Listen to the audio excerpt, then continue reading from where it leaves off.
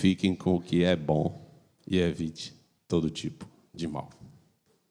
Gente, nosso lugar é no corpo de Cristo. Deus fala o tempo todo. E não bastando isso, Dani também me disse que foi lá e um cara, e um psiquiatra, né, Dani? Doutor, pós-doctor, né? Teceu o currículo, e no final ele falou, mas tem uma parte do currículo aqui que eu vou fazer, que eu preciso dizer, ele era o homem daquela família, né, o esposo e o pai, e depois eu sou filho, fruto desse pai e dessa mãe. Engraçado. A gente vai ler algo aqui, Dani, o senhor estava preparando, a gente vai ler algo aqui que trata um pouco de um homem assim.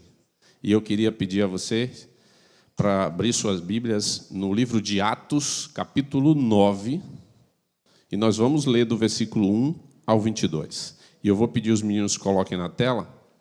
Eu vou ler aqui na Nova Almeida atualizada, Levi, que está lá no multimídia. Uma bênção esses meninos do multimídia. E Levi também é Mateus, não é, Xará? Que é filho de Mateus. Então, Levi, bota na Nova Almeida atualizada, por favor, tá bom? E vamos lá, galera. Saulo, respirando ainda ameaças e morte contra os discípulos do Senhor, dirigiu-se ao sumo sacerdote e lhe pediu cartas para as sinagogas de Damasco, a fim de que, caso achasse alguns que eram do caminho, tanto homens quanto mulheres, os levasse preso para Jerusalém. Enquanto seguia pelo caminho, ao aproximar-se de Damasco, subitamente uma luz do céu brilhou ao seu redor. Ele caiu por terra e ouviu uma voz que lhe dizia, Saulo, Saulo, por que você me persegue? Ele perguntou, Senhor, quem é você? E a resposta foi, eu sou Jesus, a quem você persegue. Mas levante-se, entre na cidade, onde lhe dirão o que você deve fazer. Os homens que viajavam com Saulo pararam emudecidos, ouvindo a voz, mas não vendo ninguém. Então Saulo se levantou do chão e, abrindo os olhos, nada podia ver. E, guiando pela mão, levaram-no para Damasco. Esteve 3 dias sem ver, durante os quais nada comeu e nem bebeu. Havia em Damasco um discípulo chamado Ananias. O Senhor lhe apareceu numa visão e disse, Ananias, ao que ele respondeu, eis-me aqui, Senhor. Então o Senhor lhe disse, levante-se e vá à rua que se chama Direita, e na casa de Judas procure um homem de Tarso chamado Saulo. Ele está orando, e numa visão viu entrar um homem chamado Ananias e impor-lhe as mãos para que recuperasse a vista. Ananias, porém, respondeu, Senhor, de muitos tenho ouvido a respeito desse homem, quanto mal tem feito aos teus santos em Jerusalém. E aqui em Damasco ele tem autorização dos principais sacerdotes para prender todos os que invocam o teu nome. Mas o Senhor disse a Ananias, vá, porque este é para mim um instrumento escolhido para levar o meu nome diante dos gentios e reis, bem como diante dos filhos de Israel. Pois eu mesmo vou mostrar a ele quanto deve sofrer pelo meu nome. Então Ananias foi e, entrando na casa, impôs as mãos sobre Saulo, dizendo, Saulo, irmão, o Senhor Jesus, que apareceu a você no caminho para cá, me enviou para que você volte a ver e fique cheio do Espírito Santo. Imediatamente caíram dos olhos de Saulo umas coisas parecidas com escamas, e ele voltou a ver. A seguir, levantou-se e foi batizado. Vou repetir. A seguir, levantou-se e foi batizado. E depois de comer, sentiu-se fortalecido. Saulo permaneceu alguns dias com os discípulos em Damasco, no discipulado. E logo, nas sinagogas, proclamava Jesus, afirmando que ele é o Filho de Deus.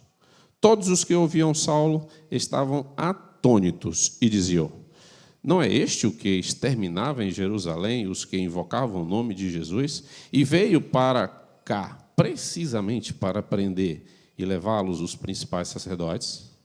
Saulo, porém, mais e mais se fortalecia e confundia os judeus que moravam em Damasco, demonstrando que Jesus é o Cristo.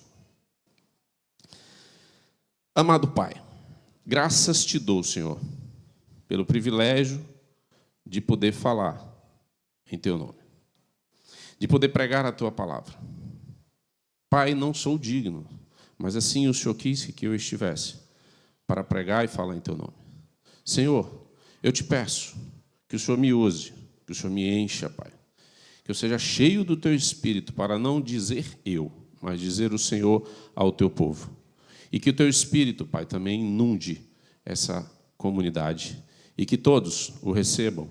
E que aqui, Pai, então, possa ter clareza no que o Senhor quer dizer na tua palavra. E que gere entendimento, Pai, para que, ao fim de tudo isso, o discernimento tome conta da vida de cada um destes. Em nome de Jesus é o que eu te peço, Pai. Amém, amém e amém. Queridos, engraçado.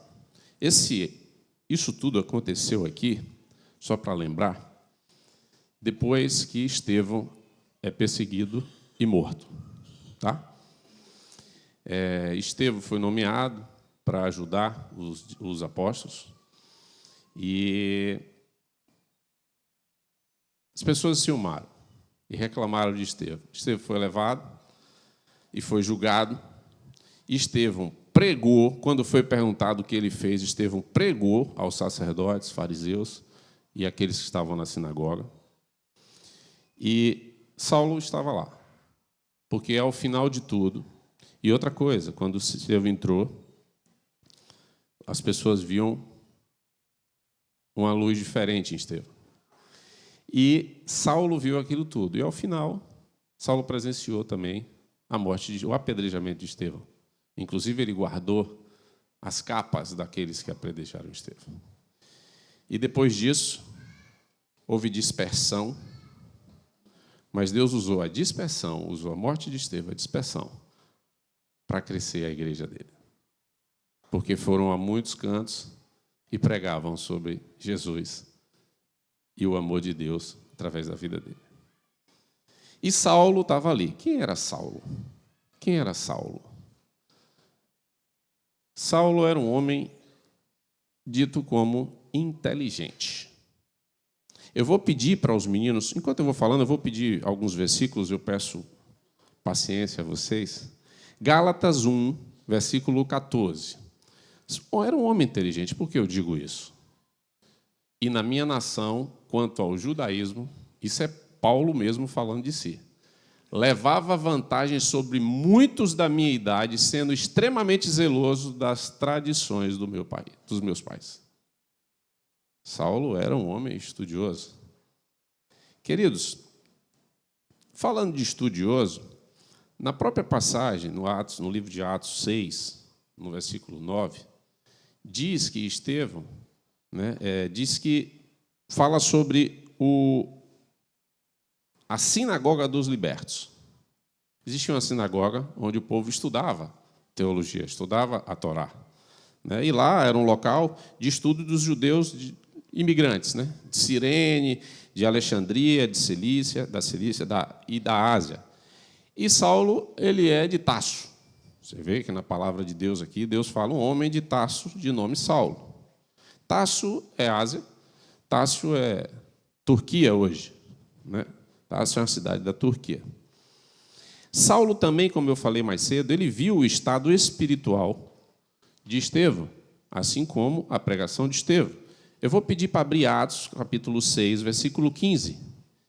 Atos 6, 15. Todos os que estavam sentados no sinédrio, fitando os olhos em Estevão, viram o seu rosto como se fosse rosto de anjo. Saulo viu um estado de espírito em Estevão. Agora, Atos 7, dos 58 e 59. Levi, desculpa, vou te dar um pouquinho de trabalho. E expulsando da cidade, o apedrejaram. Isso Estevão, tá? As testemunhas deixaram as capas deles aos pés de um jovem chamado Saulo. 59.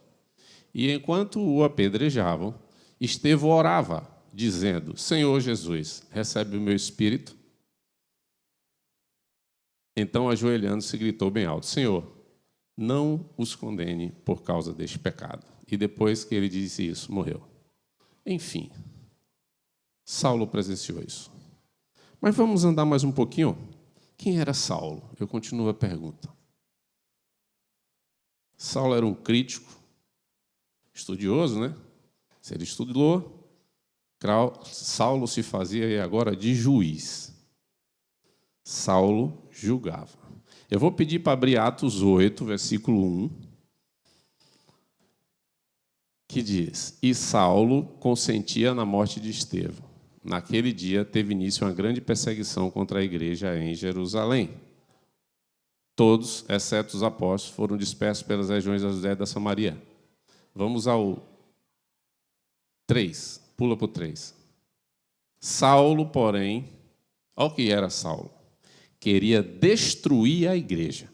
Indo de casa em casa, arrastava homens e mulheres, lançando-os na prisão. Esse era Saulo. Abre também Atos 9, versículo 2. Saulo perseguidor. O texto que a gente leu no segundo versículo diz: E lhe pediu cartas para as sinagogas de Damasco, a fim de que, caso achasse alguns que lhe eram do caminho, lembrei de Cláudio, do caminho, tanto homens como mulheres os levasse presos para Jerusalém. Este era Saulo. Queridos, mas eu escrevi um segundo ponto que diz assim: qual era o projeto de Deus para Saulo? Existia um projeto de Deus para Saulo? Antes de falar disso, eu vou dizer uma coisa. Enquanto eu me questionava quem era Saulo, eu lia Mateus. Depois vocês vão entender por quê. Mas enquanto eu me perguntava quem era Saulo, eu dizia: é um Mateus, não o Oliveira, um Rios. O Oliveira é um santo, esse cara. Um Rios. Mas, enfim, projeto de Deus para Saulo. Gente, eu te confesso que eu pensava que Jesus escolheu Saulo pela sabedoria e ousadia. A gente viu aqui que Saulo era inteligente, estudioso e ousado. Eu pensava isso. Só que não. Como diz alguém aí, só que não. Deus tinha um propósito para a vida de Saulo. Olha o que está escrito em Gálatas 1, versículo 15. Mas, quando Deus, que me separou antes de eu nascer e me chamou pela sua graça, achou por bem revelar seu Filho em mim. Mas eu vou voltar. Volta lá, Levi. Só quero ler essa parte. Mas, quando Deus... Isso é o próprio Paulo falando. Quando Deus, que me separou antes de eu nascer. Bota na NVI, Levi, por favor. Na NVI diz assim... Muda a versão aí, Levi, por favor. Me perdoe o trabalho. Mas Deus me separou desde o ventre materno e me chamou por sua graça. Então, Paulo não foi chamado porque era inteligente. Paulo foi chamado porque tinha um projeto de Deus antes do ventre da tua mãe. Mas vamos andar mais um pouquinho. Agora, algo fez diferença na vida de Saulo, de Paulo. A gente acha que era porque era inteligente? Não. A graça foi que fez a diferença na vida de Paulo. O Espírito Santo foi dado a Paulo, a gente viu nessa leitura. E agora, como está Paulo? E agora estava Paulo, sabe o quê, gente? Ciente de qual Espírito o revestia. Não era pela inteligência, pela força, pelo conhecimento, pelo prestígio que ele tinha. Abre aí em 2 Timóteo 1,7. Paulo agora conheceu uma nova verdade. Eu gosto de ler sempre esse versículo, 2 Timóteo 1,7. Pois Deus não nos deu espírito de covardia, mas de poder, de amor e de equilíbrio. Paulo agora está revestido do Espírito Santo. Aquele que dá uns frutozinhos lindos, que está registrado em Gálatas 5:22, se eu não me engano. Interessante. Interessante. Mas vamos andar mais um pouquinho. A gente já sabe quem era Saulo. A gente sabe agora que Deus tinha um projeto na vida de Saulo, de Paulo. Só que para que esse projeto vingasse, havia a necessidade de alguma coisa na vida de Paulo. Vou falar Saulo. Havia necessidade de uma transformação. Gente, o que foi preciso a Paulo? Primeiro, Levi, se prepara aí. Primeiro, encontrar com Jesus. Levi, abre aí em Atos 9, 3, e deixa no livro de Atos 9, que a gente vai seguir. 3. Paulo precisava encontrar com Jesus. Em sua viagem, quando se aproximava de Damasco, de repente brilhou ao seu redor uma luz vinda do céu. Não para por aí.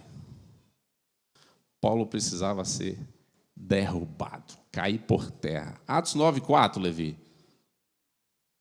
Ele caiu por terra e ouviu uma voz que lhe dizia: Saulo, Saulo, por que você me persegue? Agora, Saulo ouviu. Ele não viu porque estava cego, mas ele viu em coração. Porque ele viu uma luz. Até a luz ele viu. E a luz o cegou. Só que Saulo, agora, precisava obedecer a um comando.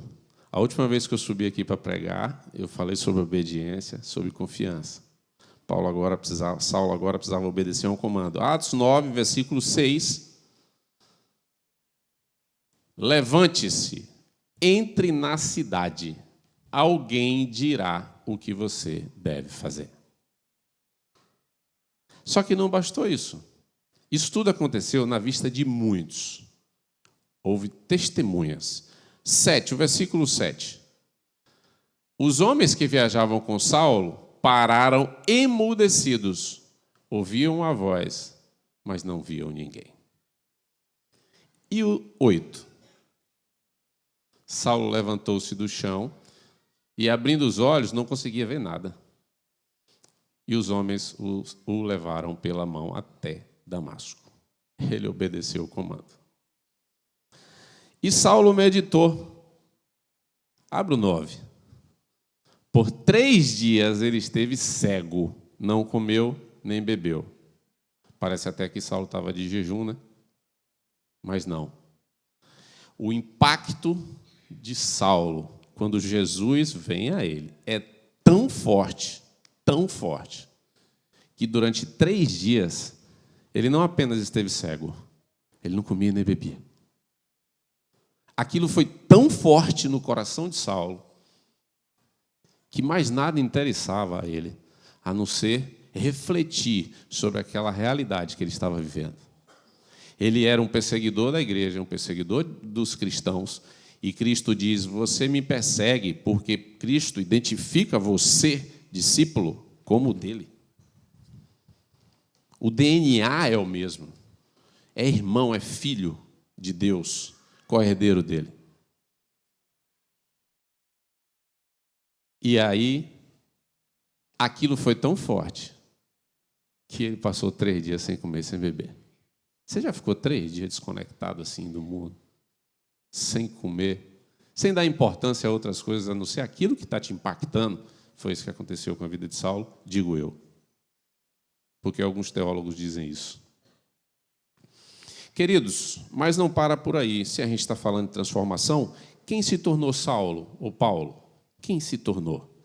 Levi, continua no 9, agora abre para mim aí no versículo 18. Da própria leitura que a gente fez hoje. A gente vai ler até o 22, tá, Levi? Imediatamente, algo como escamas caiu dos olhos de Saulo e ele passou a ver novamente. Levantando-se, foi batizado. Mas antes disso, eu pulei algo aqui, lendo, me lembrei, que também nesse processo de transformação de Saulo, o que foi preciso a ele, foi preciso Saulo ser curado. E Deus usou uma pessoa como instrumento, o Ananias. Atos 9, 17, abre aí, Levi, no 17, desculpa que eu acabei pulando. Então Ananias foi, entrou na casa, pôs as mãos sobre Saulo e disse, 18, irmão Saulo, o Senhor Jesus, que apareceu no caminho por onde você vinha, enviou-me para que você volte a ver e seja cheio do Espírito Santo. Agora, Levi, pula lá para Atos 22, versículo 12. E eu queria ler com a igreja do 12 ao 17. Para que não haja dúvida, tá, gente? Não falo por mim. Um homem chamado Ananias, fiel seguidor da lei e muito respeitado por todos os judeus que ali viviam, veio ver-me Isso é o próprio Paulo que está falando. Pondo-se junto a mim, disse: irmão Saulo, recupere a visão. Naquele mesmo instante pôde vê-lo. Então ele disse: o Deus dos nossos antepassados o escolheu para conhecer a sua vontade. Ó, Deus escolheu para conhecer a sua vontade. Ver o justo, e ouvir as palavras de sua boca. Você será testemunha dele a todos os homens, daquilo que viu e ouviu. E agora, o que está esperando? Levante-se, bora, levante-se. Seja batizado, eu vou repetir, gente. Levante-se, seja batizado e lave os seus pecados, invocando o nome dele. Quando voltei a Jerusalém, estando eu a orar no templo, caí em êxtase. Para por aí. Caí em êxtase. Abre para mim Atos 9, de volta, Levi, vamos para o 18. Do 18 ao 22, Levi. Quem se tornou Saulo, gente? Antes de falar isso, eu vou fazer um comentário meu. Por muito tempo eu entendia que Saulo se tornou Paulo. Mas a gente estudou, a gente sabe que Saulo e Paulo são os mesmos nomes. Que muda. Do hebraico para o grego tem uma mudança. E Saulo e Paulo é a mesma coisa. Mas, gente, a transformação de Paulo foi tão grande que eu entendia que Saulo se tornou Paulo. Assim como também eu cometi um erro de entender que Levi foi chamado na coletoria e Jesus havia mudado para Mateus. Mas, na realidade, Levi é Mateus. Não é isso, Xará? E foi por isso que ele botou o nome no filho Levi. Para não dar Mateus, né? É isso, ele Levi. Então, queridos, mas vamos voltar a Paulo. A transformação foi tão grande que eu acho que ganha força essa questão do Saulo, Paulo. Algumas pessoas aproveitam. Inclusive, eu tenho um primo, que ele morava aqui em Feira, e ele me criticava bastante quando eu me tornei cristão e eu andava aqui, e eu ouvia muita piada dele, né? Mesmo assim, eu insistia a falar de Jesus para ele. Ele passou a ver algumas coisas, mas as criticava, e ele foi embora para Petrolina. E um dia, quando eu pregava aqui, eu fui convidado para pregar aqui, no dia em que ele estava se batizando lá em Petrolina. Né? Eu lembro disso. E engraçado que esses dias ele me ligou, falou assim: Mateus, tu não sabe o que o pastor falou de mim. Foi o quê? Ele chegou para mim: e aí, Saulo, como é que você está vivendo agora? Para ele. O pastor não sabia que ele me criticava. Mas o pastor, ele falou: mas por quê, pastor? Porque você criticava a igreja, querido. Você criticava os cristãos e o caminho. E hoje você está lançado nele, não é verdade? Aí ele: é verdade, pastor. Imediatamente ele me ligou: cara, eu ouvi isso. E eu lembrei de como eu te criticava. Mas, enfim, vamos lá. Levi, perdoe, Levi. Levi, abre para mim Gálatas 1, 23 e 24. Apenas ouviam dizer: aquele que antes nos perseguia, agora está anunciando a fé, que outrora procurava destruir. E glorificavam a Deus por minha causa. Quem se tornou Saulo? Queridos, quando eu falei que eu estudava e perguntava quem era Saulo, eu lia quem era Mateus. Porque, queridos, assim como Saulo, ele mesmo disse que ele era elevado comparado com seus colegas, quer dizer, era muito inteligente, era avançado. Eu te confesso, queridos, que eu não vivi algo diferente, tá, na minha vida. Como vocês sabem, eu sofri um processo inconsciente de rejeição no meu nascimento, né, depois da separação dos meus pais, e eu sofri alguns processos de rejeição. Muitos aqui já sabem, não vou entrar em detalhe disso. E nessa de rejeição, eu percebi depois que eu me dediquei muito, muito aos estudos. Porque na escola eu era rejeitado também. Então, eu entendia que eu tinha que me dedicar muito. Eu estudava muito.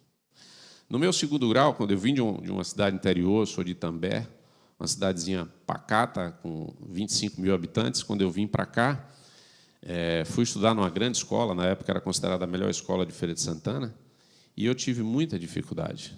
Mas eu entendi que a dificuldade que eu tive não era do conhecimento nem da base, é porque eu saí com 14 anos, deixei de morar com meu pai e vim morar em Feira, longe do meu pai, 14 anos. Eu sofri muito no primeiro semestre. E eu estudava muito, eu não entendia. Até que eu entendi que é porque eu sofria. Mas, cara, eu estudei tanto que eu era considerado CDF na escola. Eu era um aluno, acabei me tornando um aluno que, na área 1, todo mundo queria estudar comigo em minha casa. E eu estudava muito. Eu chegava da escola, a escola acabava a aula 12h30, e eu chegava em casa e 1h30 eu já estava estudando. Eu estudava até 10 da noite, sem parar, só parava para jantar. Eu estudei tanto no terceiro ano que eu queria fazer faculdade de engenharia e queria passar na faculdade pública. Eu elegi a UFS aqui, porque meu pai não podia bancar para mim uma faculdade particular, muito menos morar em outra cidade. E eu estudava tanto, que na terceira unidade eu já estava passado nas matérias, em quase todas as disciplinas. Na época eram 4 unidades. E eu entrei em estafa de tanto estudar. Eu fui diagnosticado com estafa. E eu fiquei deprimido e eu acabei ficando em recuperação de biologia. Eu não era um aluno de recuperação, porque eu era considerado um aluno CDF, né, na época chamava, ainda é esse termo, Cláudio, que eu não sei. Oi? Hoje é nerd, né? Eu era um nerd. Eu tinha a mesma altura que eu tenho hoje, gente, eu pesava 62 quilos. Para vocês terem ideia, hoje eu peso 88. Tá? Era o couro e o osso. Eu só estudava. O doutor já fez ali a biometria, disse que eu estava anorexo. Eu só estudava porque eu queria mostrar algo. Eu fui para a faculdade, gente, passei em engenharia na UFS, estudei, e eu me dedicava de uma forma, era uma loucura. Eu era considerado já, tanto que eu era estagiário de uma empresa e já ganhava como engenheiro, porque os resultados que eu trazia eram resultados muito satisfatórios. Então, gente, eu me achava. Eu me achava. E nessa de me achar, eu me tornei um homem arrogante, insuportável, tirado. Minha esposa, eu conheci a minha esposa no meu último ano de faculdade. Minha esposa sabe muito bem o que é isso, né, amor? Tá ali. Eu era arrogante, arrojado, tirado. Porque meus colegas, como diz Paulo aqui, ele era elevado no meio dos dele. Meus colegas todos queriam estar comigo porque eu tinha já um bom estágio. No estágio, eu era tão bem no meu estágio que eu já ganhava como engenheiro, mais do que alguns engenheiros já formados, que foram meus colegas. Eu tinha carro da empresa, eu tinha celular da empresa, combustível, pagava meu almoço, dormida. Eu não gastava com nada. E muitos queriam andar como eu andava. Mas, gente, eu era um Saulo. Busquei o conhecimento porque eu queria uma aprovação. Não sabendo eu que essa aprovação não aprova. E eu continuei crescendo. E, cara, eu construí uma família com Marina, nós casamos, eu tive meu primeiro filho. Meu primeiro filho, eu acho que dos 3, foi o que mais sofreu essa fase, que mais pegou o pai Saulo. Mais teve o pai Saulo. Né, filho? Ele está ali, ó. Pode balançar a cabeça, eu já permiti. Assim como Saulo falava dele, Paulo falava dele, eu posso falar de mim. Eu posso falar de mim, eu tenho autoridade sobre mim. Se alguém me julgar, não tem problema. Até porque já me julgaram. Mas quem julga é o justo juiz. O justo juiz é o Senhor Jesus. O justo. Queridos, eu cresci assim. Até o dia que, como Saulo, eu caí por terra. Eu morava vizinho a Dani, passei por um problema em minha casa e vinha tendo problemas com minha esposa, e minha esposa tendo problemas dentro do nosso lar. Era o início de um processo de destruição de uma família. Mas o Senhor tinha um plano desde antes de me plantar no ventre da minha mãe. E esse plano, Ele decidiu realizar, tornar realidade. Aí Ele me apresenta uma vizinha chamada Daniele Klein. Essa vizinha, insistentemente,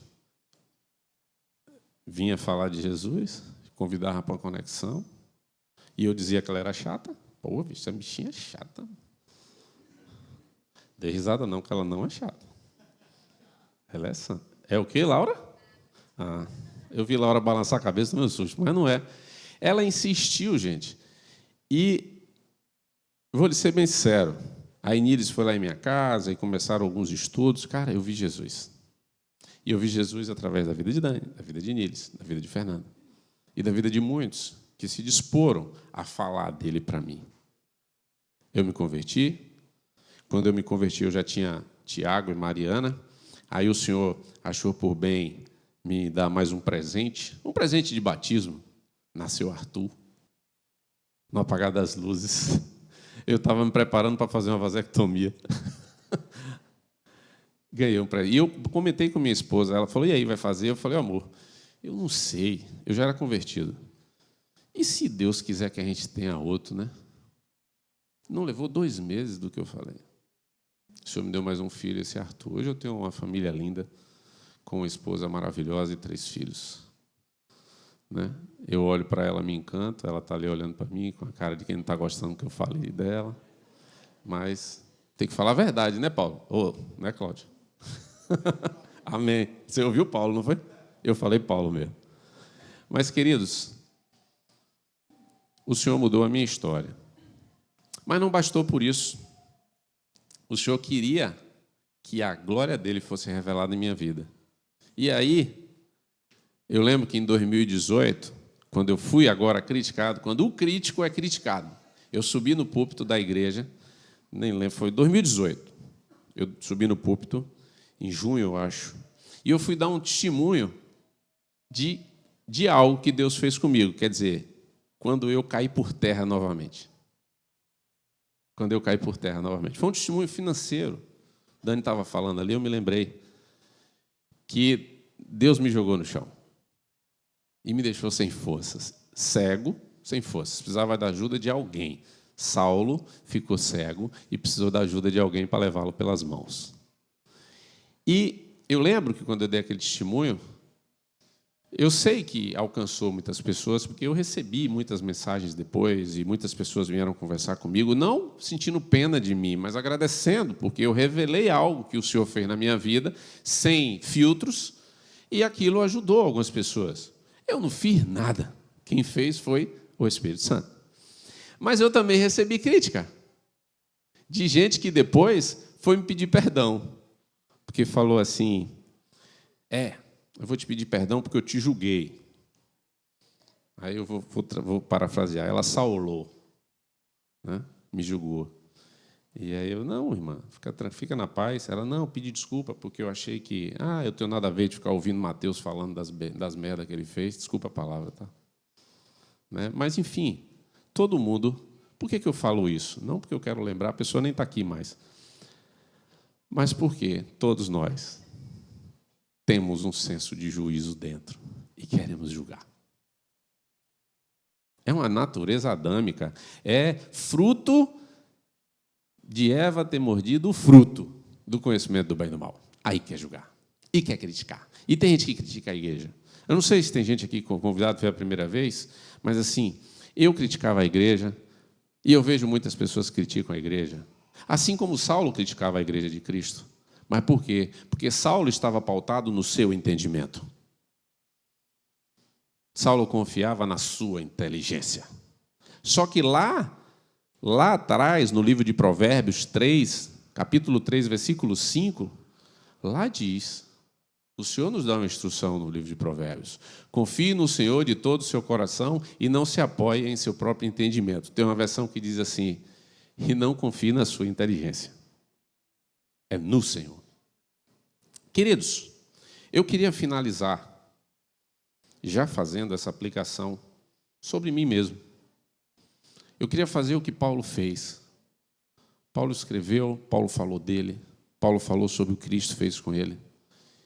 E não era para a gente não está aqui para aprender com Paulo, mas a gente está aqui para aprender com o que Jesus fez na vida de Paulo. Tá? Queridos, Paulo, ele pregou sobre o que Jesus fez na sua própria vida, como eu falei aqui. Jesus usou Paulo para ensinar sobre ele, como mesmo falei. E tem uma surpresinha para você, porque assim foi comigo. Jesus quer usar a sua vida para que ele seja visto e glorificado. Abre para mim João 11, versículo 14 e 15, Levi. Olha o que aconteceu quando Lázaro morreu. E Jesus foi, e Lázaro já estava fedendo, 4 dias enterrado. Então lhes disse claramente: Lázaro morreu. Ele falava aos discípulos: e para o bem de vocês estou contente por não ter estado lá, para que vocês creiam. Mas vamos até ele. Lázaro foi usado por Jesus para glorificar a Deus. Porque Jesus falou: saia, Lázaro. E Lázaro saiu, para a honra e glória do nome de Deus. Queridos, eu queria compartilhar com vocês uma frase que me veio hoje no coração. Ontem eu estudei bastante sobre a vida de Paulo, sobre o que Jesus fez na vida dele. E hoje, quando eu escrevia esse esboço, após ter passado a manhã com meu filho, meus 2 filhos, em Lauro de Freitas, eu queria compartilhar com vocês uma frase minha que diz assim: queridos, eu, Mateus, era um Saulo, que Jesus propôs transformar em um Paulo, instruindo que eu seja um Lázaro. Eu era um Saulo que Jesus propôs transformar em um Paulo, instruindo que eu seja um Lázaro. Por que digo isso? Eu era o Saulo, crítico e juiz. Romanos 3, 23, Levi. Eu já estou terminando, os meus louvores podem vir. Pois todos pecaram e estão destituídos da glória de Deus. Queridos, todos somos pecadores. Não adianta o seu conhecimento, a sua inteligência, a sua posição social. Não importa. Não importa. Tudo isso não te salva. A proposta de me transformar em Paulo significa transformação mesmo. Marcos 16, versículo 16 e 18, Levi. Marcos 16, 16 e 18. Quem crê e for batizado será salvo, mas quem não crê será condenado. Pegarão em serpentes, e se beberem algum veneno mortal, não lhes fará mal nenhum. Imporão as mãos sobre os doentes, e estes ficarão curados. Quem crê em Jesus, aí sim começa o processo da tua aprovação. Queridos, viver como um Lázaro. Gálatas 1, 24, Levi. Gálatas 1, 24. E glorificavam a Deus por minha causa. Assim foi a vida de Paulo. Assim foi a vida de Paulo. As pessoas glorificavam a Deus por ter usado Paulo. Paulo escreveu muito, Paulo contribuiu muito. O Senhor usou poderosamente. Queridos, para isso Paulo teve que morrer. Morrer da sua inteligência, morrer do seu cargo, do seu privilégio. Recebia cartas para ir a todos os cantos. Teve que morrer para que o Senhor usasse, para que você que está aqui hoje ouvisse das histórias do Senhor através da vida deste homem. Queridos, eu, Mateus, e você precisa morrer. Eu preciso morrer para o meu eu. E você tem que morrer para o seu eu. Para quê? Para que a glória de Deus seja manifestada através da minha vida e da tua vida. João 11, 25, Levi, por favor. Disse-lhe Jesus: Eu sou a ressurreição e a vida. Aquele que crê em mim, ainda que morra, viverá. Há algo guardado para você. Mas talvez você esteja perdendo um tempo e não atendendo a um chamado de Jesus para você.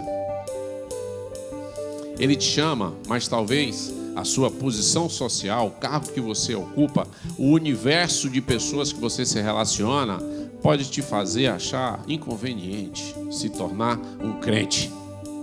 Eu vou dizer a você, não é sobre ser crente, é sobre ser discípulo de Jesus. Esse é o chamado, a aceitar Ele como seu Senhor e Salvador. Porque a abundância te espera. E não é sobre se livrar de problemas. Não é sobre eu agora não tenho mais dificuldade. Não é nada sobre isso, porque a gente sabe que Paulo sofreu pão amassado. Comeu pão amassado. Paulo sofreu muito. Mas Jesus já tinha dito com o que a gente leu aqui, inclusive, serpentes te picarão e nada te acontecerá. Porque ele diz: no mundo terás aflições, tem de bom ânimo, porque eu, seu Senhor, venci o mundo. Queridos, se você está se apegando à sua condição social, à sua situação, à sua inteligência, à sua situação financeira, e ainda não decidiu por entregar sua vida a Jesus, essa é a hora de você rasgar o que não tem valor nesse currículo que você escreve da sua própria vida. É hora de você rasgar, se apresentar diante do Senhor aqui hoje, porque homens imporão as mãos sobre você, assim como Ananias impôs as mãos sobre Saulo, e escamas caíram dos olhos dele. Ele foi batizado, passou vários dias com os discípulos, ele foi discipulado e ele foi usado por Deus. E ele recebeu algo muito especial que você que ainda não decidiu, você corre o risco de perder.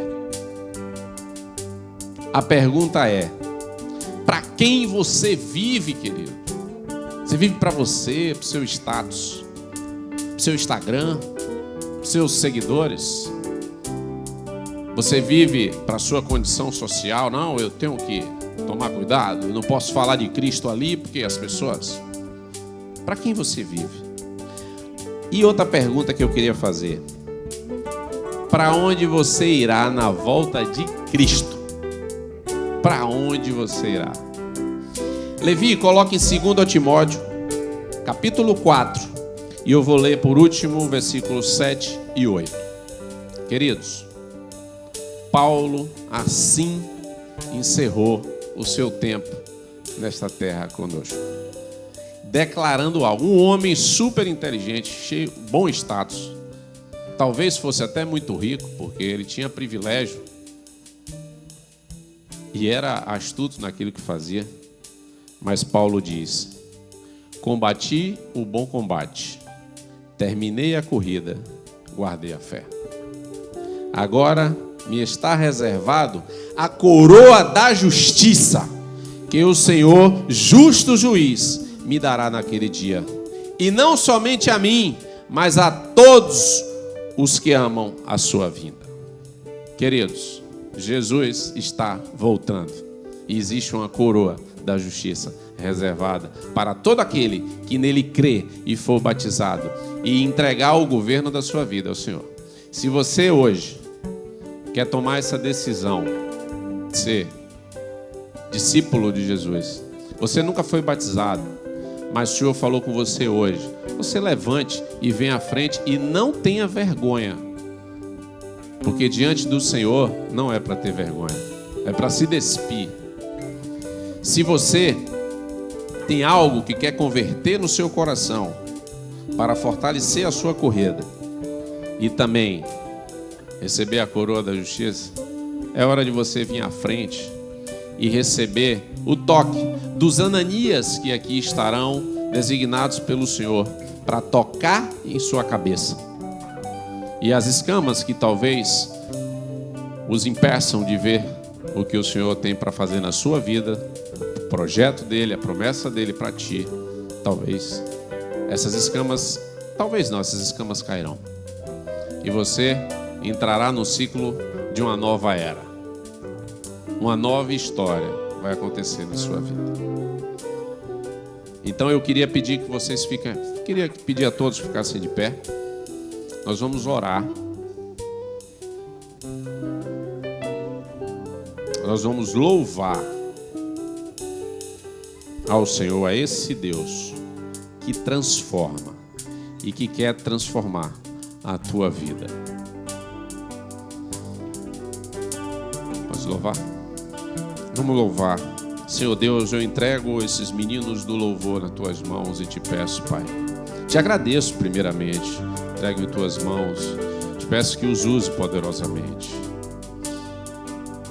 Quem sou eu para que o grande Rei me receba assim?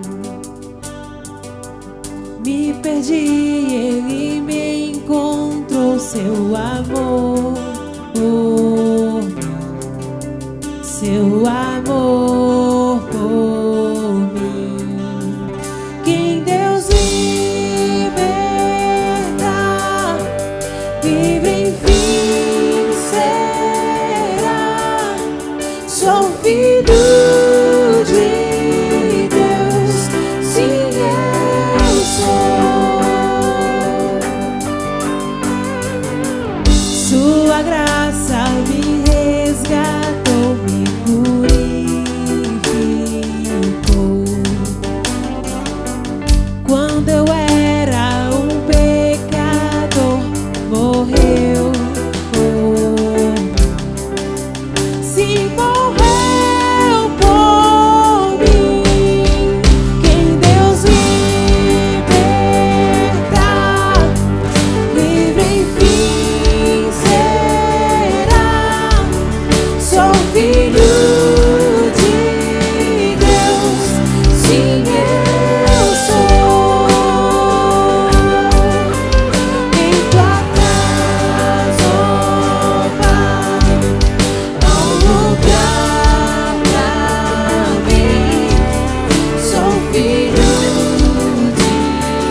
Deus, sim eu sou.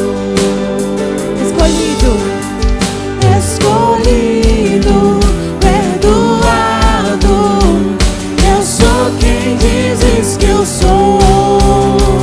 Tu és por mim até o fim. Eu sou quem dizes que eu sou. Escolhido, perdoado. Eu sou quem dizes que eu sou. Tu és por mim até o fim. Eu sou quem dizes que eu sou. Eu sou quem dizes que eu sou. Quem Deus liberta, livre enfim será. Sou filho de Deus, sim eu sou. Em tua casa, ó Pai, há lugar pra mim. Sou filho de Deus, sim eu sou. Você é filho de Deus e o Senhor te ama e te chama. O Senhor tem algo novo para fazer por ti. E eu oro por você. Senhor Deus, graças te rendo mais uma vez, Senhor. Eu não canso de render graças ao Senhor, Pai, porque eu te conheço. Eu sei o que o Senhor fez na minha história e na história da minha família, Pai. Eu sei, Pai, as maravilhas que o Senhor tem reservado para os teus. E eu quero orar por cada um dos que aqui estão, Senhor. Por essa tua igreja linda. por esses que o Senhor reuniu aqui, que o Senhor os traz para ouvir a Tua palavra, para estar em comunhão com os Teus e aprender através do discipulado. Pai, eu te peço que escamas sejam tiradas hoje dos olhos daqueles que ainda não conseguem enxergar, que sejam retiradas, Pai, que gere clareza na missão que o Senhor tem para eles, na ordem que o Senhor tem para eles, assim como o Senhor deu para Saulo, uma ordem foi dada para cada um deles. Crê em Ti, Pai. Quem crê e for batizado será salvo. Essa é a ordem, esse é o ensino, é nisso que eu creio, Pai. E é nisso, Pai, que eu quero compartilhar com muitos, que a minha vida também possa falar de Ti, Pai, assim como Paulo, que a vida de cada um dos Teus filhos que aqui estão, Pai, possa ser usada pelo Senhor, que o Senhor alcance outras vidas através das vidas deles, que os vizinhos, que os colegas de escola, os colegas de faculdade, de trabalho, o vejam, Pai, na vida de cada um deles. E eu te peço, Pai, uma transformação no coração. Eu te peço por cada um, Pai, que o Senhor proteja, que o Senhor abençoe, mas que o Senhor gere clareza e entendimento no coração. Pai, eu te peço que o Senhor abençoe a Tua igreja, abençoe o Teu povo, Senhor. Eu te peço, Pai, que o Senhor cuide daqueles que tanto precisam. Eu te peço que o Senhor instrua em todas as coisas, Pai, e que o Senhor os mova, pelos teus planos, os Teus propósitos. Fiquem claros no coração de cada um destes aqui. O Senhor os abençoe com toda sorte de bênção, Senhor. Em tudo, eles percebam a Tua mão e sejam gratos, cumprindo a palavra, que em tudo eles deem graça.